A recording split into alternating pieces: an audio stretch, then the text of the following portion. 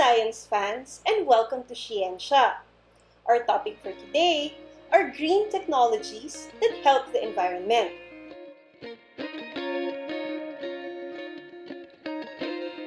In the environmental movement, some of us have a subconscious distrust of science and technology that has led to a knee-jerk reaction that rejects anything new or artificial.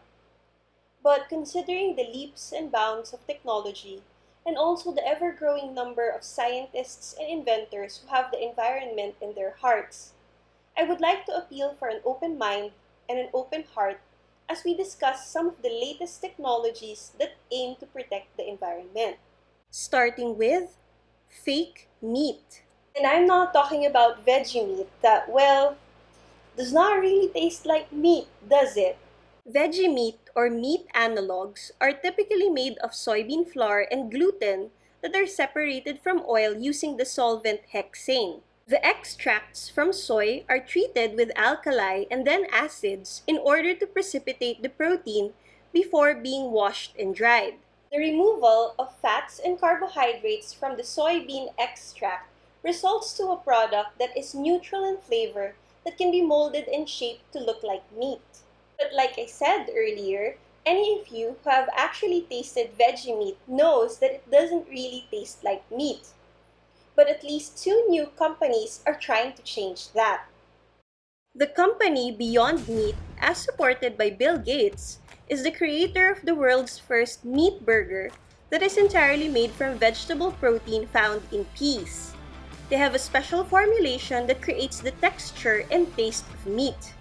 Impossible Foods, on the other hand, takes the meat illusion further by adding heme, an essential molecule that is found naturally in plants and animals, and what causes the Impossible Burger to appear to bleed like real meat while it's being cooked. However, for those of you who remember my Holy Week video about going meat-free, there are certain essential nutrients that we can only get from meat. So what can we do about that? Cultured meat, lab-grown meat, clean meat, whatever you want to call it, is identical to conventional meat at the cellular level, just grown in a lab, no slaughter involved. Before you freak out, the process is clean, careful, and without any Frankenstein mumbo-jumbo. It's actually pretty awesome. Cultured beef is created by painlessly harvesting muscle cells from a living cow. Scientists then feed and nurture the cells so they multiply to create muscle tissue. So you end up with a product that is biologically the same as meat, but with less the carbon footprint and is more humane. Oh, and it also has all the essential nutrients that you need to get from animal meat. Cultured meat is expected to reduce the carbon footprint of the food industry by at least 20 times. However, unlike Beyond Meat and Impossible Foods, cultured meat will take a while before it reaches our supermarkets because it is still currently being developed. Second example, carbon dioxide capturing. We know that carbon dioxide and methane are some of the most potent greenhouse gases that are causing the artificial elevation of temperature worldwide. You might be relieved to know, however, that we do have companies that are now trying to capture carbon dioxide and methane from the air.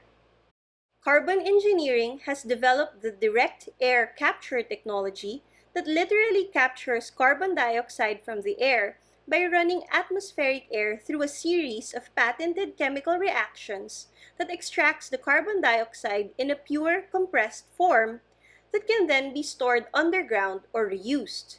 Behind these doors, there's a revolution where greenhouse gases are being transformed into the products that you and I buy every day. New Light is another interesting company from California that captures methane from a neighboring dairy farm and transforms it into this amazing polymer called air carbon. Air carbon is already being used to make desk chairs, computer packaging, and smartphone covers, and will likely find broader applications in the future. Imagine in the future being able to take the components of the human breath, so carbon dioxide and water, and basically convert that into diesel fuel or plastic. Opus 12, on the other hand, uses any source of carbon dioxide and uses only water and electricity as input to transform CO2 into some of the most critical carbon-based chemical compounds in the planet. Operating from the heart of Silicon Valley, Opus 12 is made up of electrochemists, material scientists, and engineers with cutting-edge expertise to develop a commercial-scale prototype that hopes to someday recycle tons of carbon dioxide emissions every day. Once these technologies fully commercialize, it would be exciting to see clearer skies and take in cleaner air.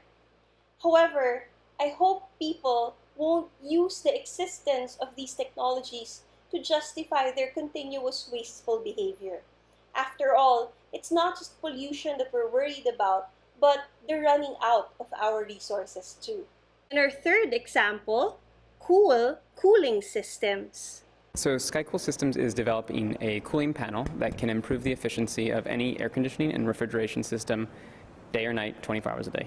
The startup SkyCool Systems seeks to use night sky cooling techniques to help create alternative means of refrigeration and air conditioning. To put it simply, night sky cooling occurs when heat is emitted from an object as thermal radiation to escape the atmosphere and travel to space. Because space is so much colder, the objects cool drastically. In nature, this happens at night, but SkyCool uses a specialized material that allows the process to occur at any time. This technology can be added to any air conditioning system to make it more efficient, and eventually, it could even make air conditioning completely electricity-free. AirDis is a new kind of cooling technology that doesn't use chemical refrigerants as cooling medium. AirDis cooling technology, on the other hand, uses abundant, earth-friendly air molecules and moisture as a refrigerant in an efficient cooling system that uses minimal energy. This cooling system uses an innovative centrifugal sea compressor that operates with as low as 10% consumption by using a set of air scoopers that suck in air molecules from a given space and throws the same into a depository chamber for compression. The system is grounded on a high-volume, low-pressure operation that removes the heat when the air is compressed, which results to air conditioning that is even better than conventional air conditioner units. Hi, my name is Angel. I'm the inventor of AirDis cooling technologies. Ms. Palma was just 16 years old at the Philippine Science High School Bicol campus when she invented this technology. At 19 years old, she's currently a mechanical engineering student at the De La Salle University and will soon be one of our future engineers here in the Philippines. I hope you were able to learn something from our short video on green technologies today. If you want to learn more about these technologies, I've placed the links of the companies in the description box. Also, if you have any comments, questions, or suggestions, please don't hesitate to contact me, your resident Filipino scientist, in the comments section below. Don't forget to like this video and subscribe to our channel as well. Thank you very much, and see you around!